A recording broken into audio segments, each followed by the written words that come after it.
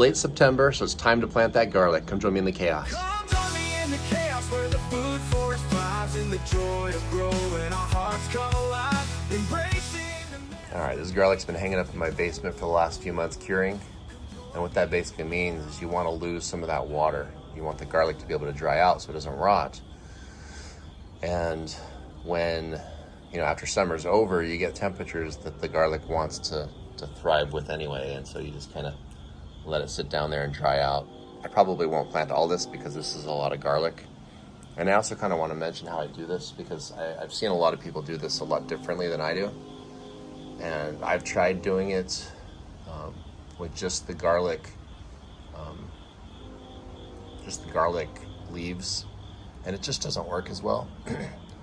No offense if you're better at weaving garlic together than I am, but I just really like the string, and I don't use the weak stuff because I probably pull this together with somewhere around 100 pounds of force to be able to bind this all together. And if you use the twine or the weak stuff, it just snaps. You need something strong, especially when you first do this. Like this strand right here, like, believe it or not, this thing probably weighed about, I don't know, 40 or 50 pounds when it was fresh out of the ground and probably half water.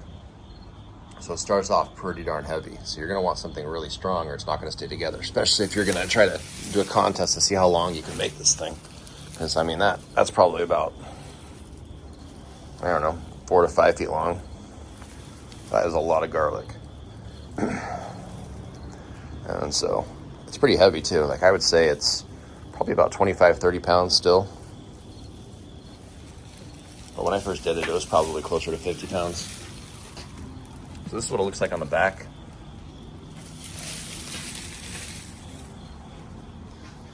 I was thinking about putting it up for decoration. My wife suggested I put it by the door. I just don't want people to think that we're afraid of vampires or something. I like how it cured though, looks like it's mostly dried out, which means it would probably last for at least a year, possibly more, just sitting out, hanging up or whatever. And notice how I left the dirt on it. That's kind of critical. A lot of people like to wash their garlic. The problem with that is you just invite rot, because that normal bacterial fungal balance, that microbial balance that just naturally exists, you've reset it. And by resetting it, there's a chance that you'll make it easier for whatever mold to just kind of take over and just rot your garlic. So my recommendation is just to leave the native dirt on it. Find a spot in your basement where it's not going to be an issue. If a little bit of dirt kind of sprinkles down.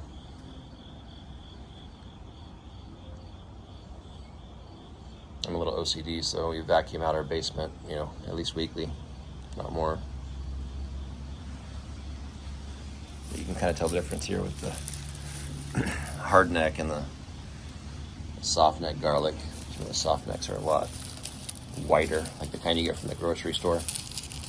I had a few extra cloves that I just kind of put in the ground just to see if the soft neck would grow here in Missouri. The hard neck grows the best though by far. Like this stuff is super prolific and each clove makes like 8 to 10 cloves.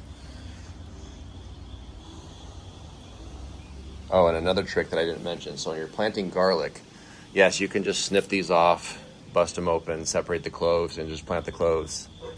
But what actually works better, strangely, is if you put them in the fridge. So break the cloves up, put them in a bag, and just set them in the fridge and let them sit in the fridge for a few days, and then plant them. And they'll pop up almost immediately. If you just kind of put them in the ground, it takes a few weeks for them to come out of dormancy.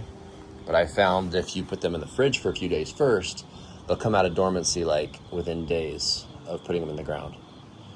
So obviously if you leave them in the fridge for a few months, that's not really going to help you, but a few days in the fridge is enough to flip that switch to get them to just jump right into growing, because they think it's winter temperatures or fall temperatures, and that's usually when the garlic will pop through the soil and get started and then come back in the next spring.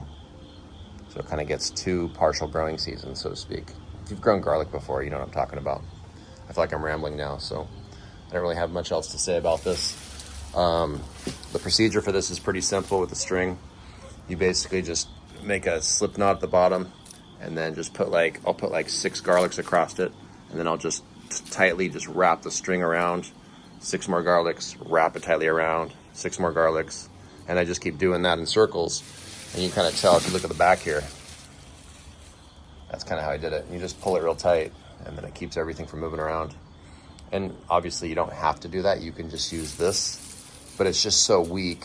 Like, I like to make it really tight, and when I pull, my hands just snap that stuff just like it's nothing. So I like something that I can't snap no matter how hard I pull, and so that's why I choose to use that string there.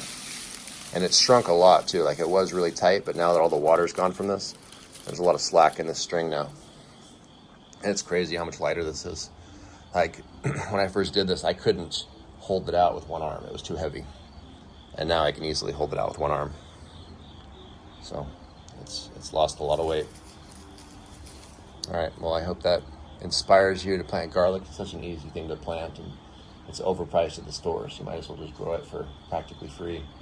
And you can actually just start by just buying some garlic from Walmart or whatever your favorite grocery store is, and just stick it in the ground and it'll go nuts. As long as you get at least 6 to 8 hours of sunlight in the spring and fall, you should be good. Thanks for joining in the chaos.